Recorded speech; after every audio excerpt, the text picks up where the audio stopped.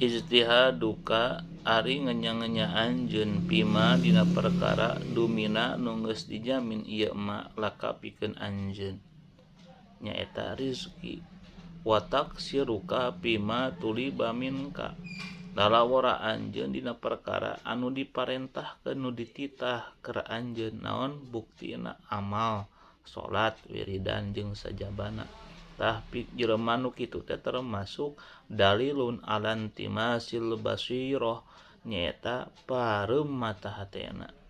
Jadi jalmi lamun di dunyana aya we memerik dunya, memerik harta tapi poho kana kawajiban, poho kana tugasna. Sakumaha Allah nyebatkeun wa ma khalaqtul jinna wal insa illa liya'budun. Kami nyiptakeun manusia jeung jin teh keur ibadah.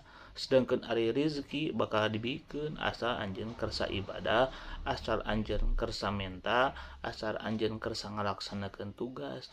Tong waka jalma sato wae dibere rezekina. Wa ka'ayyim min dabatin la tahmilu rizqaha Allahu yarzuquha wa iyyakum.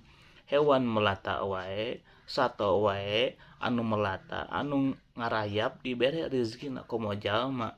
Atuh kawajiban mah laksanakeun engke rezeki bakal didatangkeun ngalewatan pagawean.